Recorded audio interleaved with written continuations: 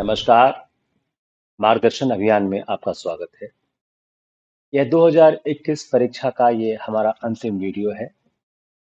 Exam day कैसे handle किया जाए?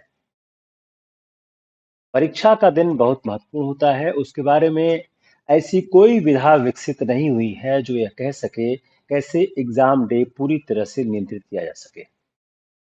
यह आपके पूरे साल की पढ़ाई, आपकी मेहनत, आपके मॉक टेस्ट, आपके अभ्यास, वहां से कॉन्फिडेंस का विकास होता है। कॉन्फिडेंस कोई एक इंजेक्शन नहीं है कि उसको निकाला और आपकी बाह में लगा दिया, ऐसा नहीं होता है। हम यह समझने की कोशिश करते हैं एग्जाम डे को कैसे हम सबसे अच्छी तरह संचालित करें। मैं अपने कुछ अभ्यर्थियों के अनुभवों को साझा करता हूं, वो आपको मदद देगा। एक अभ्यर्थी ने अपने कॉपी का रोल नंबर गलत लिख दिया था। फिर उसने उसको मिटाने का प्रयास किया। वह सफल नहीं हो पाया। हो सकता है सफल वह इसलिए न हुआ हो कि उसके उत्तर कम सही हों, लेकिन वह इस बात का भी दोष देता है कि हमने अगर सही से कॉपी का रोल नंबर लिखा होता तो शायद मैं सफल होता। तो पहली सलाह क्या है? कॉपी में रोल नंबर बहुत संभाल संभाल के लिखें। एक एक अंक को ध्यान दे दे के लिखें, बिल्कुल झटके में तेजी से न लिखें। आप अपना एडमिट कार्ड सामने रखें और एडमिट कार्ड का एक एक अंक देख देख कर लिखें। दूसरा, आप इंस्ट्रक्शन को पूरी तरह से पढ़ें।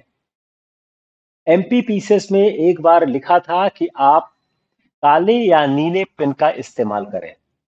एक अभ्यर्थी ने अंडरलाइन में हरे पेन का इस्तेमाल कर लिया था। वह मेंस परीक्षा थी। वह सफल नहीं हुआ। वह लगातार दोष देता रहा कि मैंने शायद हरे रंग का इस्तेमाल किया, इसलिए मुझे अंक प्राप्त नहीं हुए। हकीकत क्या है नहीं पता है, लेकिन उसने इंस्ट्रक्शन को ठीक से नहीं पढ़ा था। तो आप इंस्ट्रक्शन को पूरी तरह से ठीक से पढ़ें।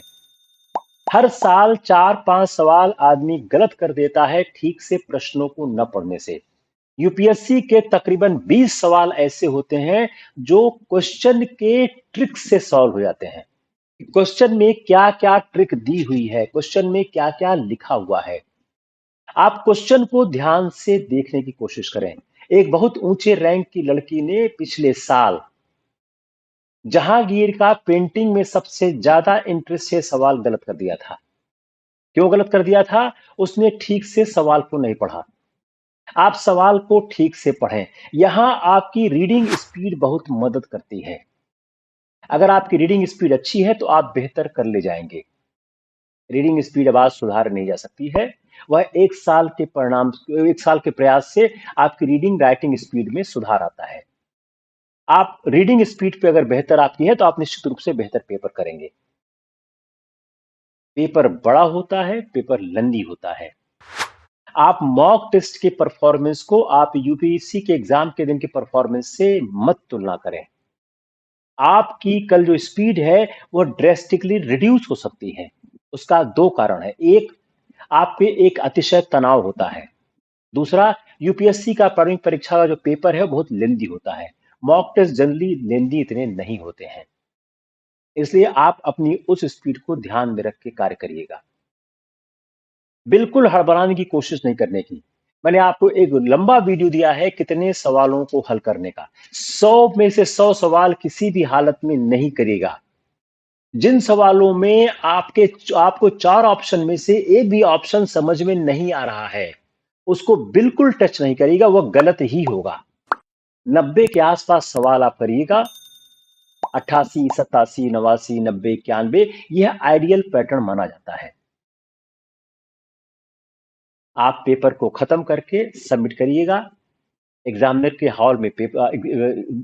हाथ में पेपर दीजिएगा और पूरे परीक्षा के दौरान अपने दिमाग का संतुलन रखने की कोशिश करिएगा। आपको लगातार 5 सवाल नहीं आ रहे हैं, बिल्कुल चिंतित नहीं होइएगा। छठा सवाल आपको मिलेगा। अगर आपको 4-5-6 सवाल लगातार सही नहीं मिल रहे हैं तो आप उत्तेजित नहीं होइए। आप चिंतित मत होइए, ये होता है, सबके साथ होता है। आगे आपको सवाल जरूर मिलेंगे अगर आपने ठीक से पढ़ा हुआ है। तो मैं 4 बातें समराइज करता हूं। एक, परीक्षा हॉल में आधे घंटे पहले पहुंचने का। नंबर 2, रोल नंबर को बहुत ध्यान से लिखने का और बहुत ध्यान देकर उसको अंतिम रूप से सत्यापित करने का। 3, सवालों को बहुत सावधानी से पढ़ने का। झटके में कोई सवाल मत पढ़िए। कोई सवाल बहुत आसान लगता है, वो आसान नहीं होगा, उसमें कुछ ट्रिक हो सकती है। तो झटके में सवाल मत पढ़िए, सवाल को ध्यान से पढ़िए। अगर 4-5 सवाल लगातार आपको नहीं आ रहे हैं, बिल्कुल आप चिंतित परेशान मत होइए, आगे सवाल आपको मिलेंगे। 90 के आसपास सवाल करिएगा, उससे ज्यादा सवाल मत करिएगा। 100 में 100 सवाल बिल्कुल नहीं करिएगा। इस बात की संभावना तकरीबन शून्य है कि किसी भी आदमी को 100 में 100 सवाल आते हों, बहुत शून्य है। अगर आपको आते हैं तो अलग बात है, आप बहुत ही अलग मेधा के व्यक्ति हैं। यह हमारा अंतिम वीडियो है। हमारी सारी शुभकामनाएं आपके लिए। आप कल परीक्षा दें, आप सफल हों। मार्गदर्शन अभियान आपके साथ है। हम 12 अक्टूबर से मेंस का कोर्स आरंभ करने जा रहे हैं। उस कोर्स में हम क्वेश्चन आंसर बेस्ड पढ़ाने की कोशिश करेंगे। हम 12 अक्टूबर को ये बताने का प्रयास करेंगे कैसे सिविल सेवा परीक्षा का जो मुख्य परीक्षा है, जो सबसे महत्वपूर्ण परीक्षा है, उसको कैसे पास किया जाए। धन्यवाद। हमारे चैनल को लाइक करें, सब्सक्राइब करें, ज्यादा ज्यादा लोगों तक लेके जाएं। यह एक चैरिटेबल वेंचर है, हम लोगों की मदद करना चाहते हैं। आपके सहयोग के हम आभारी रहेंगे। धन्यवाद।